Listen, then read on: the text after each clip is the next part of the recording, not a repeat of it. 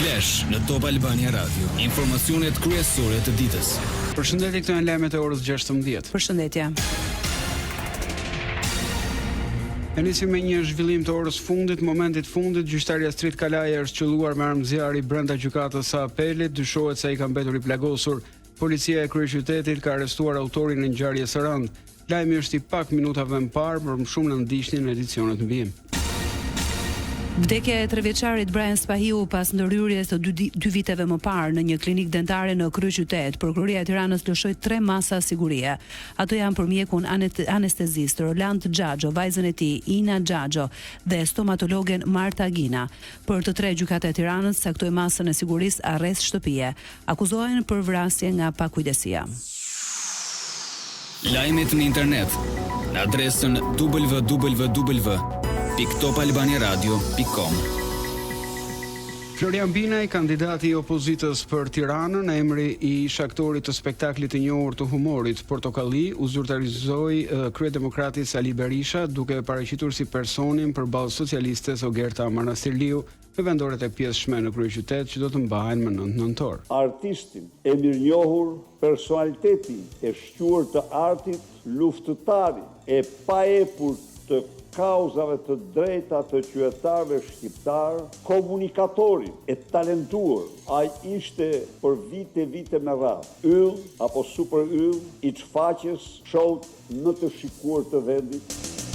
Berisha dha detaje lidhur me formën e mbështetjes së Florian Binajt. Përgëzoj zotin Llapaj për mbështetjen që ka shprehur. Shpresoj që realate edhe opozitarët e tjerë të mbështesin një kandidaturë që vërtet është absolutisht e pavarur dhe përfaqëson qytetarët e këtij vendi, e këtij qyteti me shumë dinjitet.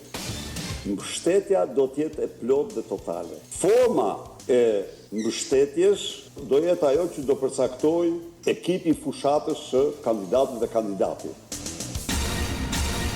Tauland Balla njoftoi ngritjen e komisionit të posaçëm për reformën zgjedhore, ndër çështjet që ky komision duhet të adresojë me urgjencë, kryetari i grupit socialist veçoi. Në fillim të çdo legislature, grupi parlamentar i Partisë Socialiste ka qenë nismëtari i ngritjes së këtyre komisioneve të posaçme për reformën zgjedhore.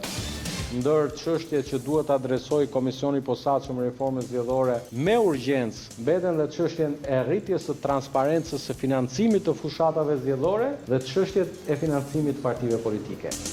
Sipas Ballës, nisma tjetër ka të bëjë me Komisionin e Posaçëm të Reformës Administrative Territoriale. Projekt vendimi përkatës i kuvendit duhet ketë paritetin e përfaqësimit mes majorancës dhe opozitës, sikurse ka qenë edhe në 2 komisionet e tjera të posaçme të reformës zgjedhore administrative. Uroj e shpresoj që edhe grupi parlamentar i Partisë Demokratike, grupi parlamentar i Aleancës për Ndryshim dhe grupi parlamentar i Partisë Lirisë dhe deputetët e tjerë të pavarur sipas projekt vendimit që do miratoj kuvendi të plotësojnë vakancat në këto komision. Socialistët Damian Gjiknuri dhe Arbian Mazniku janë në krye të komisioneve të posaçme të reformës zgjedhore administrative territoriale. Këshilli i Legjislacionit nisi shqyrtimin e kërkesës së demokratëve për shkarkimin e Niko Peleshit nga drejtimi i kuvendit.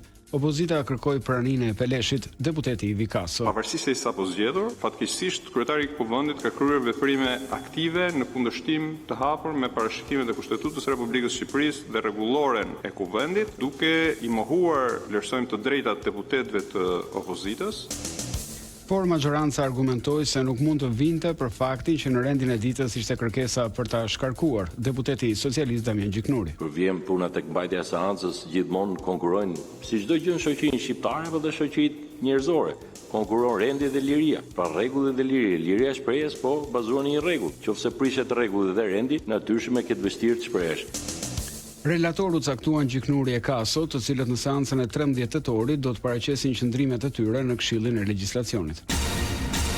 Samiti i Bërdo Briunit, kushtuar bashkëpunimit rajonal, bëri bashkë në Durrës presidentët e 6 vendeve të rajonit në fokus integrimin në Bashkimin Evropian, krahas çështjeve që prekin Ballkanin Perëndimor. Me homologët e Kroacisë e Slovenisë, presidenti i Republikës Bajram Begaj ishte bashkëorganizatori i takimit. Rajoni ynë përballet me sfida të sigurisë, të cilat kërkojnë rritje të bashkëpunimit dhe koordinim më të ngushtë mes nesh. Plani i rritjes i Bashkimit Evropian për vendet e rajonit tonë përbën një mundësi të çmuar për zhvillimin ekonomik, pasi krijon akses në instrumenta financiare të Bashkimit Evropian, lehtësira tregtare dhe programe të përbashkëta për zhvillim. Top Albania Radio. Në të gjithë universitetet e vendit, sot studentët nisën vitin e ri akademik 2025-2026. Deri në fund të raundit të dytë pritet që numri i të regjistruarve për herë të parë në universitet të arrijë rreth 20.000. Me raundin e tretë vlerësohet të jenë afro 22.000, ende janë mbi 2.500 studentë që kanë aplikuar, por nuk janë regjistruar.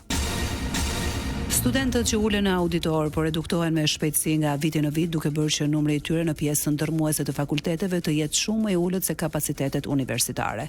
Degët që më parë ofronin 10 dhe qindra kuota studimi në disa raste tashmë po i numërojnë studentët me gishtat e njerëz dorë. Këtë vit vjen raundi i dytë i regjistrimeve në universitete, i nisur më 29 shtator e do të zgjas deri më 8 tetor në 5 faza 48 orëshe. Ndërkaq që raundi i tretë zhvillohet nga data 13 deri më 24 tetor. Aktualisht në universitete ka një ofertë më të pasur akademike me më shumë programe të përbashkëta dëgjueshë. Lajme nga bota. Në Francën kaotike, Sebastian Lecornu paraqiti dorëheqjen presidentit Emmanuel Macron, i cili e pranoi sipas njoftimit nga Pallati Elizei. Emëruar më 9 shtator, Lecornu u përball me kritika nga opozita dhe djatha pasi zbuloi një pjesë të përbërjes së qeverisë së tij dje në mbrëmje.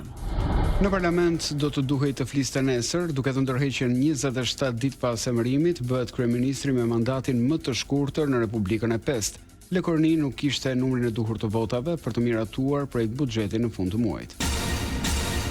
Shpallën fituesit e çmimit Nobel në fiziologji ose mjeksi për vitin 2025, ata janë amerikanët Mary E. Bruko dhe Fred Ramsdell, si dhe japonezi Shimon Sakaguchi, që të tre u vlerësuan për zbulimet e tyre mbi tolerancën imunitare periferike, një mekanizëm jetik që parandalon sistemin imunitar të sulmojë trupin ton.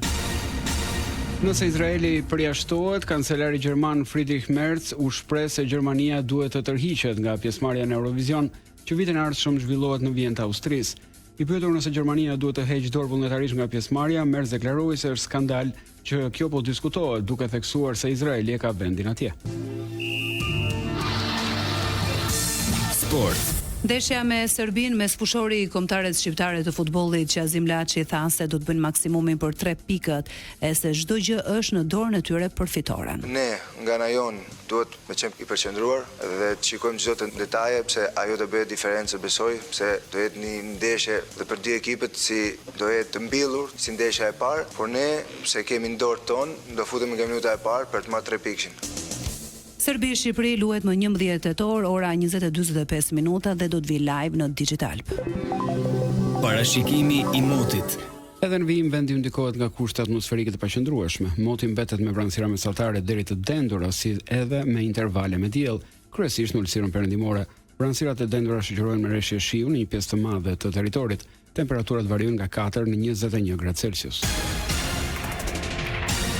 Ndoqët një përmbledhje të zhvillimeve kryesore të ditës. Edicioni informativ i radhës është në orën 17. Unë jam Eriselda Doko. Unë jam Erbi Nikolla. Kjo është Top Albania Radio.